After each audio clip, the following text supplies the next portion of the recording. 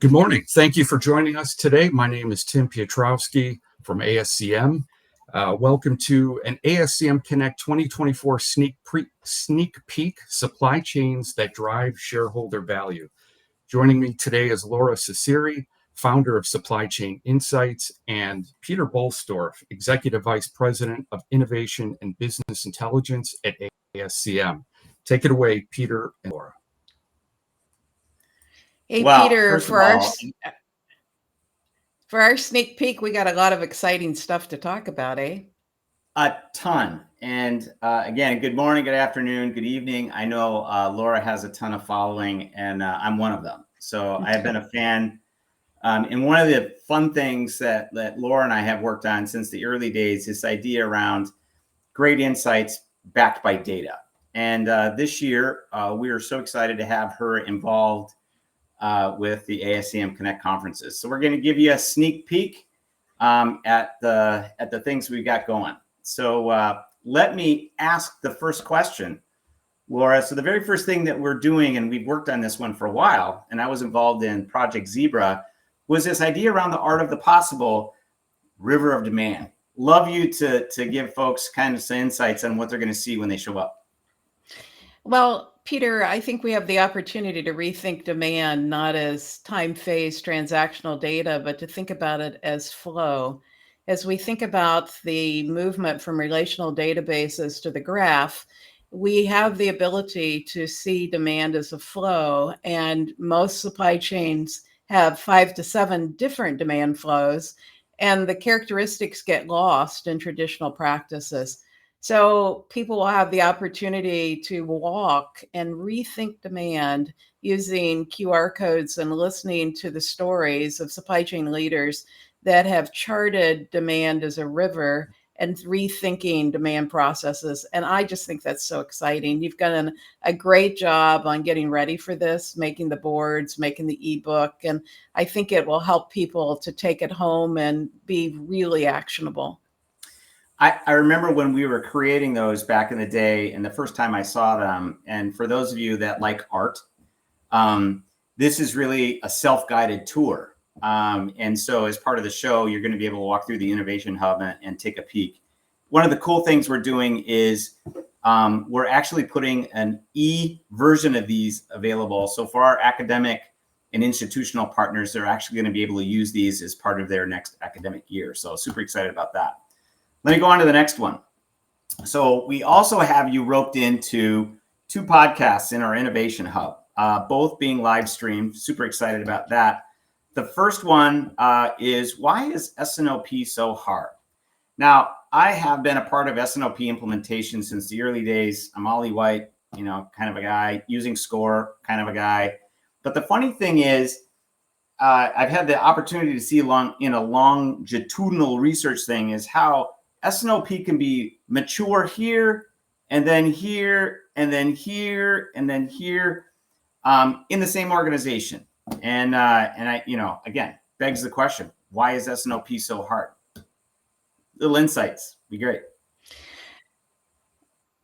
3 things make it hard. One, people aren't clear on what is supply chain excellence and what is value. Secondly, we are the gap grew threefold over the last decade. It's worse post-pandemic with the issues around being able to present today is that we are matching demand and supply without thinking about matching cycles. And our cycles have fundamentally changed. And so we can no longer match volume. We match demand cycles with supply cycles and embrace what is happening on variability. And that rethinking of S&OP is really a step change that only early adopters are thinking about. Well, and again, if you were to look at the biggest factor on why the up and down in maturity, it was more dependent on people coming in and out of the equation as opposed to solid data, solid processes, and really rethinking that one. So great. So again, that'll be featured 2 times, and so we're looking forward to that. The second podcast, and again, this goes back to one of the early books that you wrote that really kind of perpetuated an alternative view on the top 25. And I won't mention the broader name on that one, but this idea around supply chains to be admired and what it takes to be one. And what I loved about that one was the data that you used was really publicly available. And there were some practical insights on metrics that paired themselves, and companies that figured that out were able to actually advance themselves. And so super excited about that one. Look, give me a sneak peek on that conversation, Laura. Well, you know, I think we make three mistakes in looking at supply chain excellence. One is that we aren't comparing ourselves to industry peer group. So when I was with another company that does the analysis of supply chains, you know, we basically put all the supply chains in a spreadsheet and shook it up. And I had real issue with that because I just don't think you can compare Dell to Dow or Procter and Gamble to Cisco. They're very different at a DNA level of supply chain. So the first thing I do is I break it into like industry groups. The second thing is I look at a longer time frame. Supply chain excellence can't happen in 1 or 2 years. It really happens over a longer period of time. And it is looking at, you know, the patterns and the patterns of the company versus the peer group. So I can't take a short snapshot. I'm looking at a 10-year period and really embracing the supply chain as a complex nonlinear system, looking at the combination of metrics and the patterns. And the methodology was developed by Arizona State University to take what I call orbit charts against the peer group and to measure the pattern at the intersection of growth and return on invested capital and operating margin versus inventory. And to look at, are we making improvement at that effective frontier against the industry peer group? And it's interesting because when you do that, the companies that people think are doing well, you find out quickly they are not. And the companies that are beating the peer group are not the companies that you see on most event stages, because often they don't want to come and talk. So let me layer on top of that one. One of the things that we know to be true as part of our own corporate research is, generally speaking, companies are only using about 30% of the technology functionality that they bought 5 years ago. And so what I love about your orbit charts is one of the dimensions is this idea around revenue and return on invested capital. So if you invested $1 billion 5 years ago and you're only using 300 million of it, again, the question, it makes it obvious. I'm not leveraging the full investment to drive, you know, either gross margin improvement with inventory or revenue. So again, for me, as I was looking at the data by industry subgroup, it really started to bring out the truth. And I know you've had big shows in the fall in previous years, which I've attended. And one of the cool things was having people talk about, here's what it took to be an admired supply chain and be able to really manage those two sets of metrics together. So those of you that are looking for benchmarking performance and really looking at what it takes to be an admired supply chain, don't miss this one. And I would also say, Peter, I'm currently working on the new report that actually tracks us across the pandemic. And it's really quite interesting to see resilience at those intersections, which is, you know, the tightness of the pattern. One of the things we do is we throw around words like agility or resilience without really clear definition. And one of the report's objectives is to get clarity on those terms so that this makes it more actionable for people. Love it. Love it. And again, the data is the data. And there's not a segment in there on opinion, right? And I think that's helps everybody. Let me move on. We're doing with Laura. So we are also bringing in some research that I know you and Canaxis and Georgia Tech did on the predictive value of supply chain metrics on shareholder value. And we made it a game show. Again, without divulging too much, this has been, since our lunch discussion on this concept, it's been maybe 6 months within. I'd love your sneak peek comments on this one. Well, each industry has a different effective frontier, which is no surprise to supply chain leaders. What I did was I was sitting on a database from 1980 to 2023, and I wanted bright minds to look at it and to say, what drives value? Because we've been on a cost-based agenda, and reducing cost in the back office at a functional level does not translate to margin. And you can see that in the data. But, I sat on the back row of my statistics classes, and I wanted to have help from really smart statisticians. So that required funding, and I got Canaxis to fund this as an open research project, really as a gift to the industry. And I commend Canaxis for doing that, because one of the issues is in the journals, we don't have enough on what is supply chain value. And most of the academics are taking the supply chain top 25 as a litmus test of value, which is wrong, because the supply chain top 25, 85% of those companies underperform in growth, which is not value.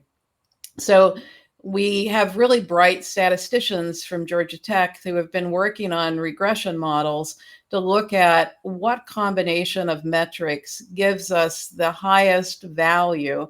And the value is measured by market cap per employee. Now, many times people say, well, aren't there better measurements for value? And we actually spent about 6 months exploring that. There's nothing in the literature that defines supply chain value. We interviewed professors from Harvard and MIT and Wharton and did literature searches. There's nothing that really says what we should correlate to as an objective function. So we tested against the fundamental score, which is used by investors. We tested against price to book, price to tangible book, and market cap. And then we settled on market cap per employee. Okay. And the reason market cap per employee is, market capitalization is an established metric.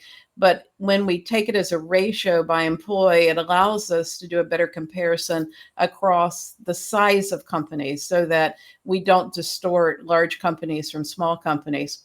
So I was having lunch with Peter and I said, wouldn't it be fun to turn this into a game and have people play on which combination of metrics will drive the highest market cap per employee? So we're going to invite people in kind of Family Feud style to come to the stage and pick the metrics. And then on the side corner, we'll have Georgia Tech statisticians, really, really bright guys, that will run the metrics that the two teams pick to give us a theoretical value for market cap per employee based upon the last decade. And then we're going to have a discussion about, why that's important. And I want to just bring my readers back to the article that I wrote yesterday on, if only the supply chain was reconfigured, where I took issue with the New York Times author, Peter Goodman, who had basically said that the reduction in cost will drive market cap, and it doesn't. And so, we've been on a cost-based agenda, and to drive value and to be more significant as a supply chain leader, we need to think differently, align our metrics to a balanced scorecard. Selecting those by industry is essential, and we need to be able to pull the chair up at the CFO and the chief operating officer's desk and say, let's get rid of stupid metrics like OEE and purchase price variance and weighted MAPE, and let's make a real contribution as supply chain leaders, because we're often making the wrong products and we're destroying value instead of really lifting the company. And it's not because we're doing it intentionally. It's because historic practices are no longer best practices. So, and the next idea was, how do we convince John Sicard, the CEO of Kinaxis, to actually be the Family Feud host, right? So I described it in one of my posts as a combination of supply chain excellence and what does it take with America's Got Talent. So we'll have 3 judges, with the computers, and then we'll have 2 teams, and then John, actually, we're turning him loose to do whatever he needs to do on the stage as an MC. So again, a session not to be missed.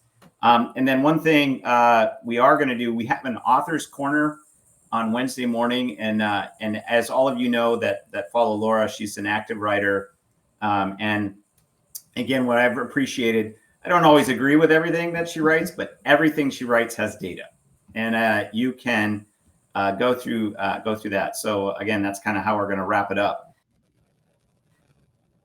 Now, those of you that are experiencing this, let me tell you, that was it. We turned loose an AI robot to, at the moment in time, I'm just teasing right now, to be able to jog the audio just enough so that you're going to say, gosh, I wish I would have heard Laura say that. And I said, well, you don't have to wish. All you have to do is come to the ASCM Connect event in Austin, and you'll get the full script real time. So, Laura, I want to say thanks. You are a gem for the industry. We really are excited to have you as part of our event this year. And with that, any last words? I just want to encourage people to come. In the 1980s, I was a young chemical engineer running manufacturing plants, and I really didn't know what a slush period or a freeze period was, or how to think about planning, right? And it seems ironic now, but when I talk to others about the basics of planning, or the basics of make to order or configure to order or make to stock, so many people don't know the basics. So I would encourage all supply chain leaders and young professionals to come investigate the ASCM educational materials, network with others, find mentors, and really start to ask questions, because our historic practices are not best practices. And I believe supply chain builds economies, and it's my hope that it can improve corporate social responsibility. Super. Laura, we're going to see you in Austin. Tim, back to you. All right. Thanks, Peter. That's all the time we have today. If you're interested in attending this year's conference, be sure to take advantage of advanced pricing where you can save $400 when you register by August 17th. Also worth noting, next week, our app is scheduled to launch, so stay tuned to the ASCM LinkedIn channel and your email for more information, for any updates on our conference. And thank you both for a great discussion.